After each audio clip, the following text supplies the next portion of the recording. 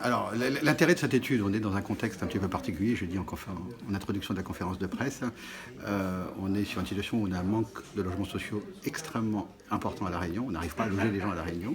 Deux, on a une crise sociétale, avec une demande effectivement des Gilets jaunes aujourd'hui, de transparence et sur le pouvoir d'achat, donc très bien, on s'en est emparé. Puis l'OPMR qui a mené sa propre étude, que nous avons contestée en termes de méthodologie d'échantillonnage. On n'a pas été entendu, on n'a pas été invité à participer. On a donc pris la décision, acteur aujourd'hui de la chaîne de valeur de la construction et à partir des matériaux de construction, de se réunir et de faire un cahier des charges qu'on a soumis à un cabinet de renommée internationale, un PricewaterhouseCoopers sans problème. Et ça nous permet aujourd'hui d'avoir un résultat d'étude qui torque quand même l'idée à pas mal de croyances qu'on a à La Réunion, puisqu'on dit souvent les matériaux de construction c'est plus cher de temps, ça c'est plus cher de temps, etc. Et puis quand on regarde de manière un peu factuelle les chiffres, on s'aperçoit que le coût d'un logement social est à peine plus élevé qu'en métropole.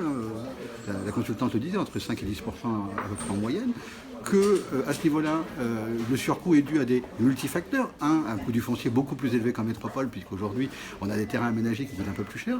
Deux, qu'il y a des matériaux de construction, 73% des matériaux de construction aujourd'hui sont moins chers qu'en métropole, ce n'est que 27%. Et puis, enfin, le troisième élément, la réglementation qui est applicable, des conditions climatiques qui obligent à construire de manière différente, font qu'il y a un léger surcoût. On est bien loin des croyances aujourd'hui qui sont véhiculées par certains acteurs sur ce sujet. Et donc moi je suis extrêmement satisfait de ce résultat de l'étude parce que de là, de manière très factuelle, très étayée, on a aujourd'hui une étude qui permet de devenir une référence dans les solutions à mettre en œuvre, parce qu'on sait aujourd'hui que le logement social doit être construit. Bien entendu, il y a un certain nombre de difficultés. Il faut mettre les acteurs autour de la table, donneurs d'ordre, bailleurs sociaux et les acteurs de la construction pour qu'on sorte de cette situation et qu'on puisse enfin construire du logement social à La Réunion qui correspond à la demande aujourd'hui de la population. Est-ce que vous pouvez me dire quels ont été à peu près les points forts du coup de cette alliance entre vous pour cette étude?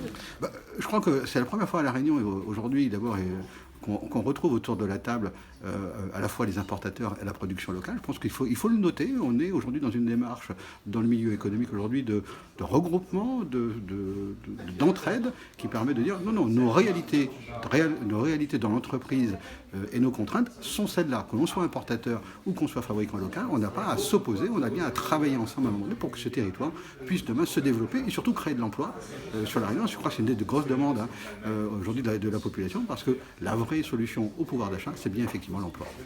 Combien de temps l'étude a été en projet et puis a été réalisée du coup? Alors c'est une décision qui a été prise mi-février et puis l'étude a commencé mi-mars pour un rendu en mi-juin. Vous voyez comme quoi quand l'entreprise se met effectivement à faire quelque chose, on sait être agile et rapide d'exécution.